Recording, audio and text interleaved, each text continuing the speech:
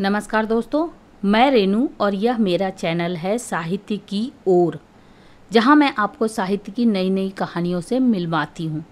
तो हमारे इस सिलसिले को बनाए रखने के लिए मेरे चैनल को सब्सक्राइब करें और हाँ, बेल आइकन ज़रूर दबाएं ताकि आपको हमारे वीडियो की सारी अपडेट्स मिलती रहें। तो चलिए शुरू करते हैं। आज की कहानी है सुभद्रा कुमारी चौहान जी द्वारा लिखी गई कहानी देवदासी। सोकर उठते ही सुरेश की दृष्टि सामने वाली मकान पर पड़ी, जो महीनों से खाली पड़ा था। उसने देखा एक स्त्री सामने छज्जे पर खड़ी है। सिर के बाल छल्ले छल्ले बनकर माथे पर बिखरे हुए थे। रंग बहुत गोरा न होकर भी सांवला न था। चेहरा बड़ा ही आकर्षक था। स्त्री के चेहरे पर विषाद की एक गहरी छाप स्पष्ट दिखाई दे रही थी। उम्र कुछ अधिक थी, पर सौंदर्य में किसी प्रकार की कमी न आ पाई थी। सुरेश मंत्रमुग्ध की तरह बहुत देर तक उसकी ओर देखता रहा। स्त्री नीचे सड़क की ओर देख रही थी। आंखें ऊपर करते ही उसने सुरेश को देखा। दोनों की आंखें मिली। सुरेश की आंखों में प्रश्न था और रमणी की आंखों में याचना। तुरंत ही किसी प्रकार की आवाज़ सुनकर रमणी भीतर चली गई। फिर छज्जे के दरवाजे दिन भर बंद रहे।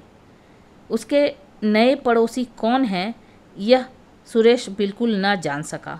शाम को सुरेश घूमने चला गया। घर लौटा तो 11:30 बज रहे थे। सामने वाले मकान में अब भी प्रकाश था। सुरेश एक आराम कुर्सी पर लेट गया। एकाएक एक बड़ी ही मधुर संगीत की लहर ने आकर उसकी सारी शिथिलता को दूर कर दिया। वह उठकर बाहर आया। छज्जे पर सामने वाले मकान में कोई गा रही थी। सांवरिया से लागी रहे दो नैन सांवरिया से। गायिका संगीत कला की विशारदा जान पड़ती थी। सुरेश भी तो संगीत प्रेमी था, और केवल संगीत प्रेमी ही नहीं, संगीत के विषय में उसे ज्ञान भी काफ़ी था। सुरेश सोचने लगा, हो न हो यह वही स्त्री है। पुरुष के गले में इतनी मिठास आएगी कहाँ से। तब वह गायिका ने गीत का अंतरा गाया। का करूं कित जाऊं मोरी सजनी नाही परत मोहे चैन, सांवरिया से लागी रहे दो नैन। संगीत बंद हो चुका था। सुरेश कुछ देर तक टहलता रहा और थोड़ी देर में उसे एक हल्की सी चीख सुनाई पड़ी। फिर सब कुछ बंद। सुरेश कुछ न समझ सका कि मामला क्या है।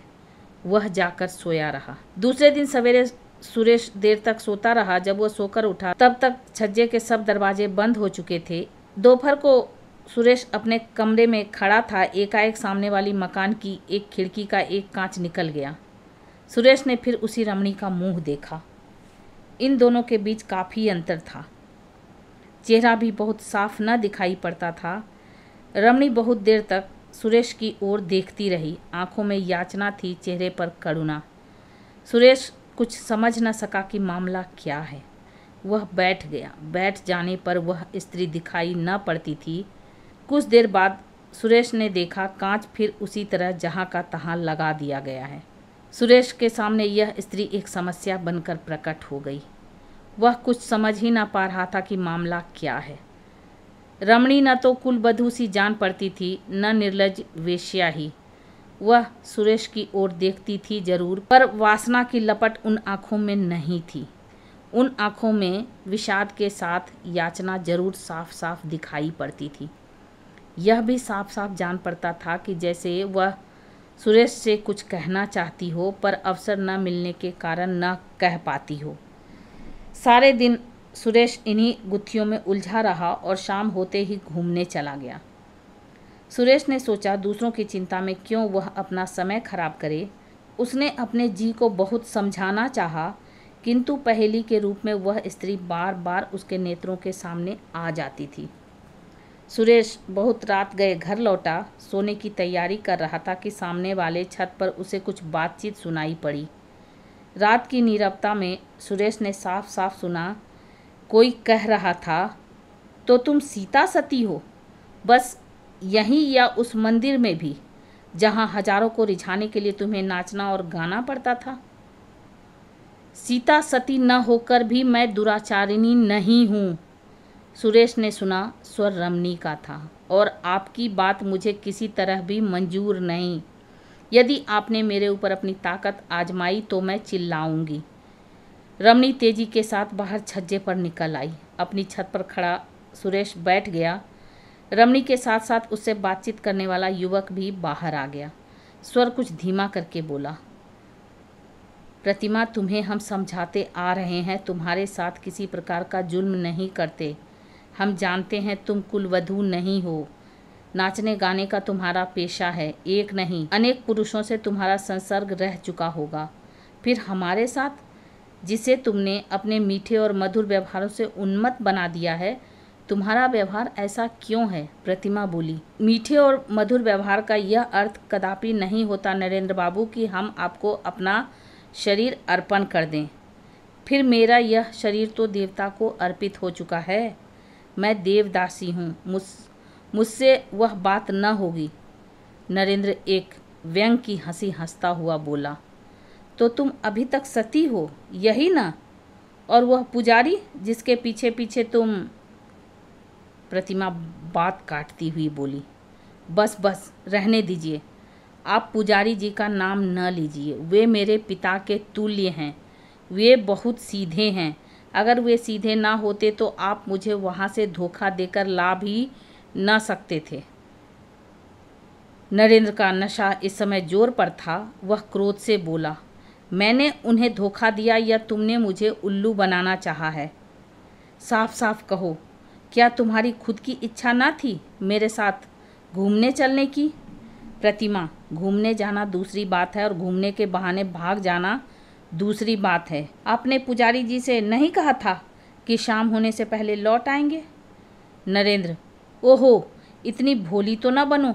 तुम नहीं जानती थी कि हम लोगों ने घूमने की बात क्यों की है? तुम बड़ी नीच हो। सब कुछ तुम्हारे ही कारण हुआ है और तुम अब मुझे ही बेवकूफ़ बनाना चाहती हो। प्रतिमा, यदि मुझे मालूम होता कि घूमने के बहाने आप मुझे भगा ले जाएंगे तो मैं आप लोगों के साथ कभी ना आती। झूठ बोलते हुए तुम्हें लज्जा नहीं आती? किसी दूसरे से आंख लड़ गई है, यह क्यों नहीं कहती? बेहया कहीं की, कहकर नरेंद्र गुस्से से छत पर टहलने लगा। प्रतिमा ने कहा, आपका व्यवहार मेरे साथ बहुत उदंड होता जा रहा है। मैं इसकी आदी नहीं हूँ। उदंड व्यवहार इसको कहते हैं? कहते हुए नरेंद्र ने कसकर एक तमाचा प्रतिमा को लगा दिया। प्रतिमा चीख पड़ी। कमरे से नरेंद्र के साथी अन्य युवक बाहर निकल आए। उनमें से एक बोला, यार नरेंद्र, छोड़ो भी, तुम क्यों इसके पीछे पड़े हो? नरेंद्र बोला, पीछे पड़ने की बात नहीं है। तुम तो जानते हो हम लोग 1 महीने से इसके पीछे रुपया पैसा और समय बर्बाद कर रहे हैं। कुछ मेरा अकेला अनुमान भी नहीं, तुम्हारा सभी मित्रों का अनुमान था कि यह हम लोगों के साथ भाग जाना चाहती है। तभी तो हम लोगों ने इसे वहाँ से निकाला, नहीं तो औरतों को भगाना कोई हमारा पेशा थोड़े ही है। अनुमान गलत भी हो सकता है, एक तीसरे ने कहा, जिसे अनायास ही प्रतिमा से कुछ सहानुभूति हो गई थी। तुम लोग बेवकूफ़ बन सकते हो पर मैं ना बनूंगा। मैं अभी इसे सीधी किए देता हूँ। ऐसा कहते हुए नरेंद्र ने प्रतिमा के पास आकर कहा, यह रोना किसे सुना रही हो? अब कोई तुम्हारे नखरों को देखकर धोखा नहीं खा सकता। तुम्हारी जात ही ऐसी होती है। उल्लू फांस कर रखने में तुम लोग अपनी विजय समझते हो, पर हम वह उल्लू नहीं हैं कि फंस जाएं। पहले तुम्हें फंसा लेंगे, बाद में हम फंसेंगे। प्रतिमा ने कहा, ठीक है, आपकी कैद में हूँ, जो चाहे आप कर सकते हैं, पर मैंने आप लोगों को पढ़ा लिखा सभ्य पुरुष समझा था। मैं क्या जानती थी कि पुरुष के रूप में आप राक्षस हैं? हम राक्षस हैं? नरेंद्र ने दूसरा तमाचा प्रतिमा को जड़ दिया। और तुम देवी हो, बदजात कहीं की। मंदिर का राई रत्ती हाल जिसे न मालूम हो, उसके सामने अपने सतीत्व का ढोंग रचना। यहाँ पहले ही सब कुछ जान लिया था, तब पैर आगे बढ़ाया था। हमने कोई कच्ची गोलियाँ नहीं खेली हैं। अब सुरेश से न रहा गया, उठकर खड़ा हो गया। टॉर्च फेंकते हुए उसने कहा, आप लोगों की बात करीब आध घंटे से मैं सुन रहा हूँ। इतनी बातें सुनने के बाद इसी परिणाम पर पहुँचा हूँ कि आप लोगों ने इसको कैद कर रखा है। यह आपकी कोई नहीं है, इसे आप भगा लाए हैं। नरेंद्र ने उसी क्रोध के स्वर में कहा, हमारे आपस के झगड़े में पड़ने वाले तुम कौन हो? सुरेश बोला, मैं एक मनुष्य हूँ जो मनुष्यता का बर्ताव करना चाहता है। यदि आप लोगों ने मेरे साथ दूसरी तरह का बर्ताव किया तो फिर मुझे पुलिस का आश्रय लेना पड़ेगा। मामला पुलिस तक गया। वे चारों व्यक्ति जमानत पर छोड़े गए। प्रतिमा को उसकी इच्छानुसार सुरेश के साथ छोड़ दिया गया। सुरेश उसे मंदिर के पास पहुंचा देना चाहता था, परंतु प्रतिमा उसी रात में बीमार हो गई और लगातार 1 महीने तक बीमार रही। बीमारी से अच्छे होने के बाद अस्पताल से लौटकर प्रतिमा सुरेश की अतिथि हुई। एक दिन सुरेश बोला, अब आपको मंदिर पहुंचाना पड़ेगा, किंतु आपने अब तक यह नहीं बताया कि आप इन लोगों के चंगुल में कैसे फंस गईं। प्रतिमा बोली, गुजरात के देहाती इलाके में दुर्गा देवी का एक बड़ा प्राचीन मंदिर है। मंदिर से लगी हुई बहुत सी जायदाद है जिसकी सालाना आमदनी 30,000 के करीब होती है। मैं उसी मंदिर की देवदासी हूँ। माता पिता ने मन्नत मांगी थी कि यदि संतान होगी तो कन्या संतान देवता की भेंट चढ़ा देंगे। मैं उनकी दूसरी संतान हूँ। 5 वर्ष की आयु में वे मुझे मंदिर में छोड़ गए। मंदिर के बहुत से ट्रस्टी हैं और एक प्रधान पुजारी और कई पुजारी हैं। प्रधान पुजारी पढ़े लिखे विद्वान और बहुत नेक हैं। मंदिर की आमदनी से बहुत से छात्रों को छात्रवृत्ति मिलती है। बहुत से अनाथ और विधवाओं का पालन होता है। प्रधान पुजारी के कारण मंदिर में किसी प्रकार का अनाचार नहीं हो पाता। मेरे अतिरिक्त और भी देवदासियां हैं। मंदिर के ट्रस्टी तथा अन्य लोग देवदासियों के साथ अनाचार करना चाहते हैं, पर प्रधान पुजारी के कारण यह नहीं हो पाता था। इसलिए ट्रस्टीगण पुजारी जी से असंतुष्ट हैं। मुझे पुजारी जी ने छुटपन से ही हिंदी और संस्कृत की शिक्षा दी है। मैं मंदिर में नाचने गाने के बाद उनका लिखने पढ़ने का भी बहुत सा काम कर देती थी। वे बहुत बूढ़े हो चुके हैं। नरेंद्र वगैरह 6 आदमी एक दिन हमारे मंदिर में पहुँचे। ये लोग पढ़े लिखे सभ्य कहलाते हैं। पुजारी जी ने इनके आदर सत्कार का भार मुझे सौंपा। इसके बाद इन्होंने मंदिर में कुछ दिन ठहरना चाहा। आने जाने वाले के लिए ठहरने का प्रबंध वहाँ काफ़ी अच्छा है।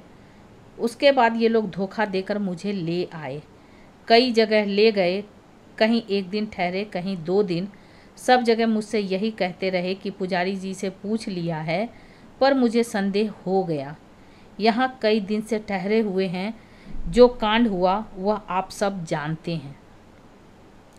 सुरेश बोला, पहले पत्र लिखकर पुजारी जी से मंदिर का हाल चाल पूछ लूँ, फिर तुम्हें ले चलूँ। प्रतिमा की भी यही राय रही। सुरेश ने पत्र लिखा और कई दिन बाद उत्तर मिला। मंदिर की एक प्रधान देवदासी के अचानक गायब हो जाने से मंदिर में बड़ी गड़बड़ी मच गई है। ट्रस्टी लोगों ने प्रधान पुजारी को अलग कर दिया है। उनके स्थान पर जो प्रधान पुजारी नियुक्त हुआ है वह बड़ा अनाचारी है। अब मंदिर नहीं, अत्याचारियों का अड्डा हो रहा है। निवेदक। पत्र पढ़कर प्रतिमा ने कहा, अब मैं वहाँ जाकर क्या करूँगी? सुरेश ने कहा, फिर अब क्या करना चाहिए? हताश सी होकर प्रतिमा बोली, मैं क्या कहूँ, आप ही जानिए।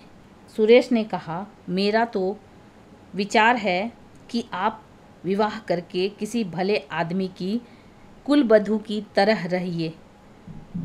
प्रतिमा चौंक पड़ी। विवाह? मुझसे कौन विवाह करेगा? और फिर विवाह की मेरी उम्र भी तो नहीं रही। सुरेश ने प्रतिमा के जरा पास जाकर प्रेम, श्रद्धा और आदर के भाव से कहा, उम्र की बात मत कहो प्रतिमा। शेक्सपियर ने जिससे विवाह किया था उसकी उम्र उससे 9 साल अधिक थी। विवाह 2 आत्माओं का मिलन है और आत्मा कभी वृद्ध नहीं होती। मैं तुमसे विवाह कर सकता हूँ। प्रतिमा का चेहरा लज्जा से लाल हो रहा था। उसका मस्तक झुकते झुकते सुरेश के चरणों पर आ गिरा। तो यह आप सुन रहे थे सुभद्रा कुमारी चौहान जी की कहानी देवदासी। ऐसी अद्भुत कहानियों को सुनने के लिए मेरे चैनल को सब्सक्राइब करें, लाइक करें और शेयर करें। और हाँ, कमेंट करके ज़रूर बताएं कि आपको ये कहानी कैसी लगी। Thank you.